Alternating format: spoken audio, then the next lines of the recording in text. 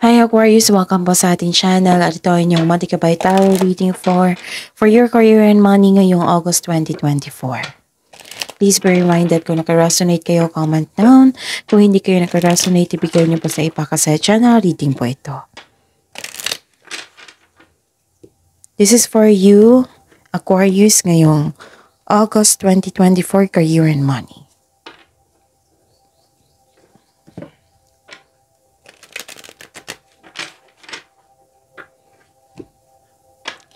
Maraming salamat po sa inyong patuloy na suporta at maraming salamat po sa mga hindi nag-skip ng ads.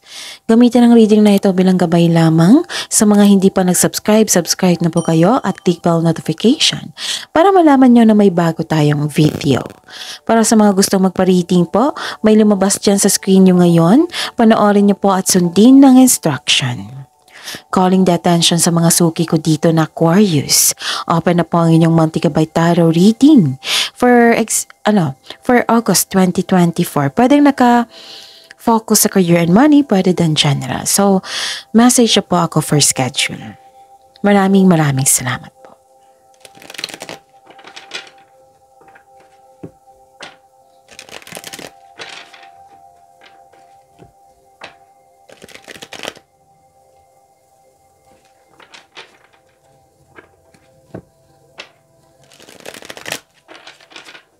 Para po ito sa inyo, Aquarius, ngayong August 2024 sa career and money niyo po. Spirits guide, mga ganap po sa career and money ni Aquarius ngayong August 2024. I need 3 cards po. Another card po.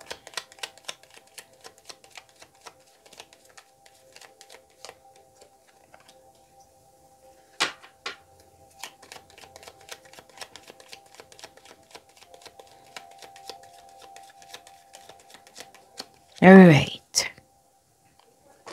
So, hingi tayo ng mensahe for your career and money. Spirits guide, mensahe nyo pa para kay Aquarius sa career and money nila ngayong August 2024. I need 2 cards po.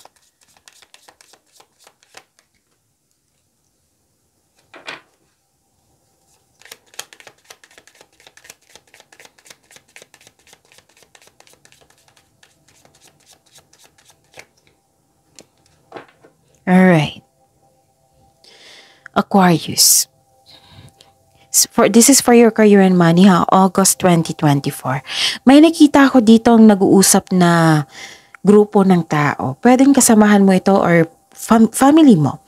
Kasi may nakita ko dito nag-uusap regarding sa property. Pwedeng ibenta or bumili kayo ng property. Nakikita ko dito na gusto nyo mag-staycation sa bahay. Kasi makaka-relax ka lang, maging kalma ka lang, you felt security and you felt comfort pag nag-staycation kayo sa bahay. May nakita ko ditong ending with new beginning. Pwedeng closure ito.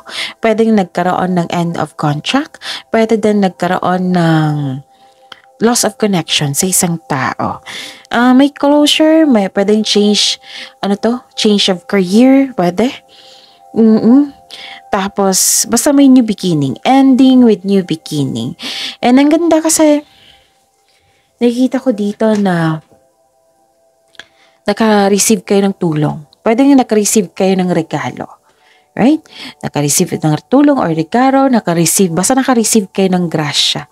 And you are very happy kasi, yun, nakita ko dito ang abundance, love is blooming, yun. Nakikita ko dito, basta may na-receive kayo na pwedeng compliment ito, pwedeng recognition or rewards.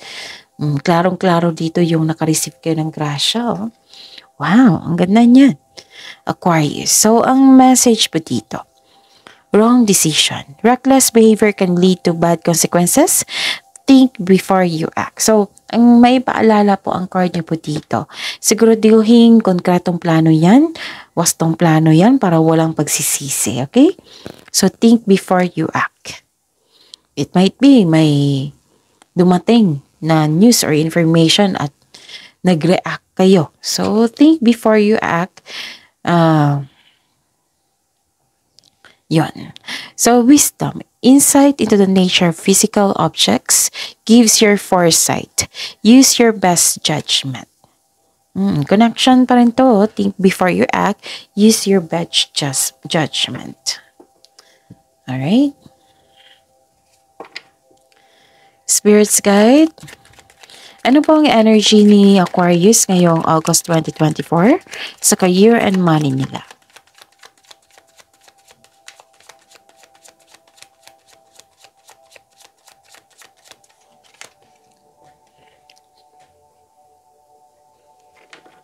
And the clarification of this card po.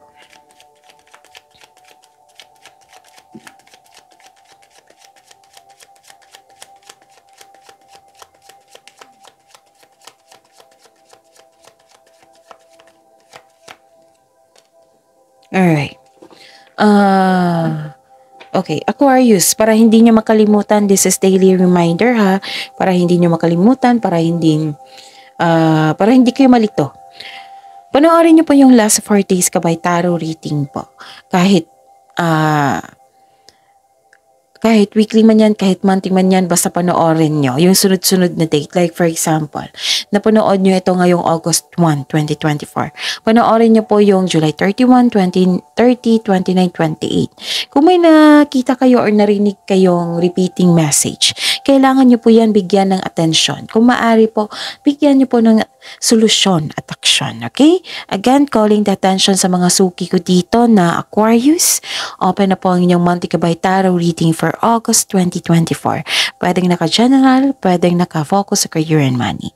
So, this is your August 2024. So, message me for schedule, okay? Maraming salamat po. So, what is your energy, Aquarius? Let me see.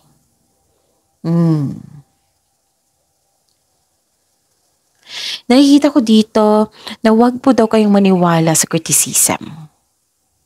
Right? So, kaya pala may sabi dito. Think before you act. Use your best judgment. Use your best judgment. Right? May nakita ko dito strong personality eh. Maldita, maldito, maari suplado. Yun. Huwag kayong magpapekto sa kanya. Huwag kayong magpapekto sa criticism. Nakita ko naman dito na guarded po kayo. Ayaw nyo nang masaktan. So, beware ha. Yun. And, nakikita ko dito na may sama ka ng loob sa taong ito. Pwede din self-doubt. Pwedeng kasamahan mo to ha, basta sa career and money nyo to. Pwedeng na-disappoint kayo kasi may delay nangyari, may blame, may doubt. Pwedeng na-stuck ka sa past mo.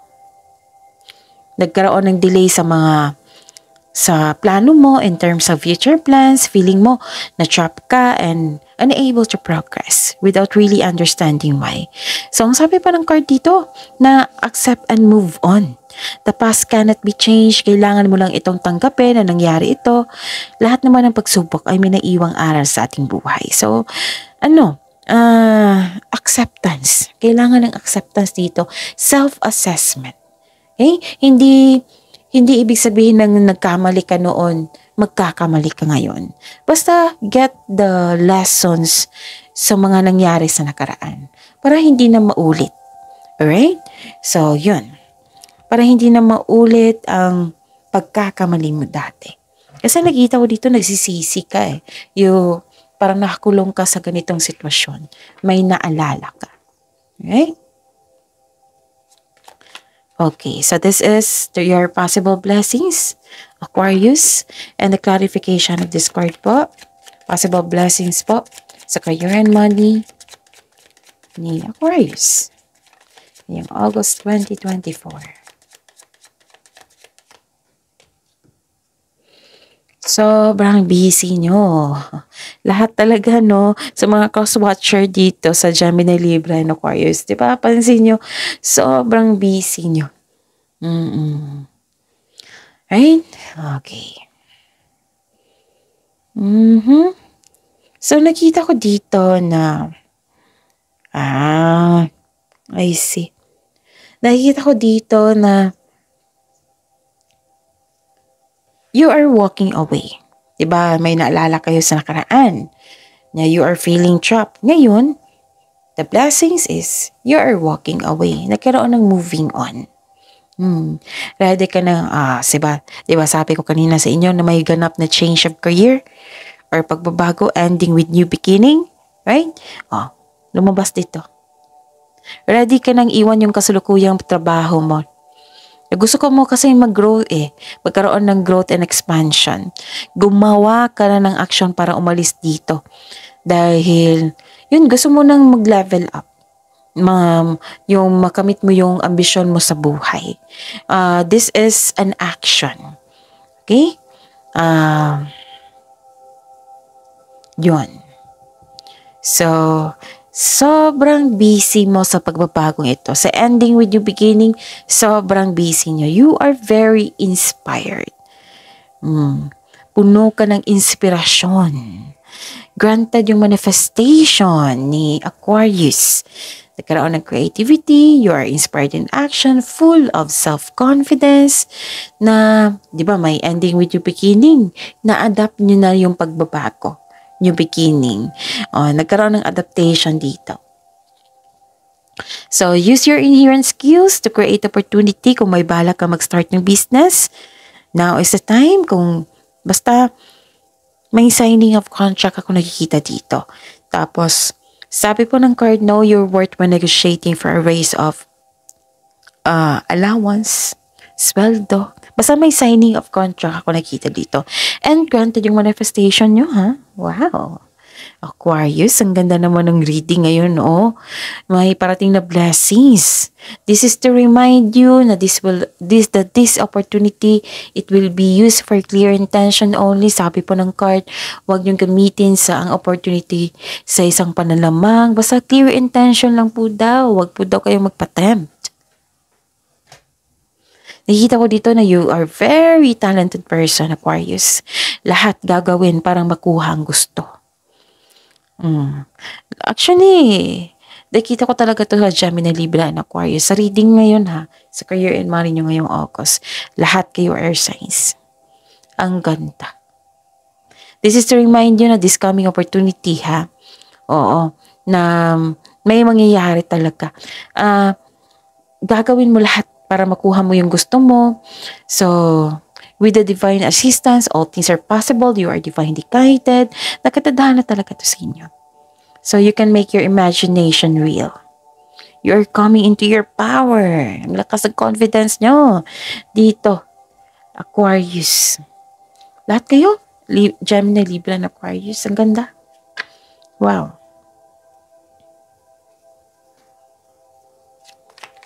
Spirits guide.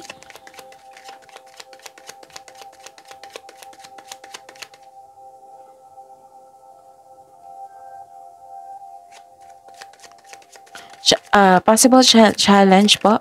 Challenges na ma-overcome po ni Aquarius ngayong August 2024 sa career and money nila. The clarification of this card po.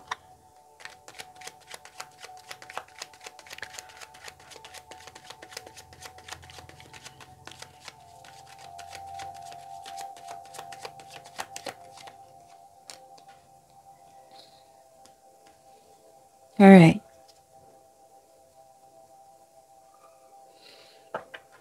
Okay. So by the way, Aquarius, maraming salamat po sa patuloy na tiwala at suporta. Maraming salamat po sa mga hindi nag-skip ng ads. Maraming salamat po. May lumabas dyan sa screen nyo ngayon. Panoorin nyo po kung gusto nyo po iyan, then follow instruction, okay? So yun. So ano yung challenges na ma-overcome nyo? Alakas ng inyong intuition. Nagkaroon nga ng changes. Ilang beses na lumabas dito, changes.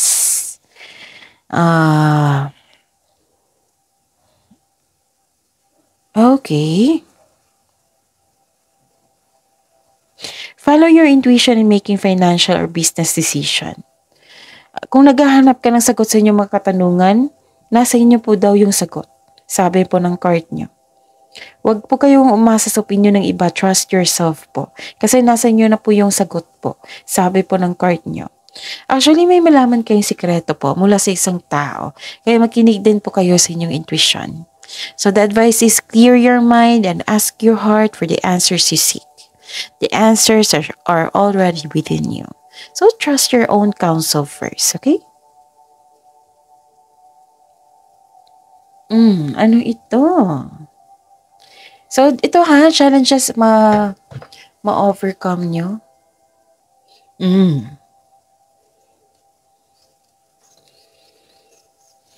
Maaaring ilan sa inyo nawala ng trabaho or nawala yung opportunity na magkapagbago sana sa inyong buhay. Nagsisisi ka dito eh. This is challenges na ma-overcome ha. Huwag kayong matakot. Alright? Kasi minsan mabasa ko sa comment section, bakit matakot to sa challenge ang tanong is challenges na ma-overcome. Ma-overcome niyo po ito. Remember, challenges, andyan po yung success. And remember, challenge, andyan po yung growth niyo. Magkakaroon ng personal development niyan. Okay? Okay. Sabi po ng card dito, magtiwala po daw kayo sa inyong sarili. Think positive na makabangon ka ulit. And have faith ng divine can lift you out of any period of loss. Okay? Magtiwala po sa kung ano ang darating. Kahit hindi ka komportable sa sandaling ito, maa-adapt mo rin ito. Kasi lumabas dito. Alright? Lumabas na ma-adapt mo. So, I believe in your katalinuhan. Matalino kasi si Aquarius. Ma-adapt nyo yan. So, focus on mind healing sa Aquarius ha. May nasabi ba ako sa Sagittarius? Baka may iniisip ko yung Sagittarius ha. Aquarius reading po ito. So, focus on mind healing ha instead of suffering.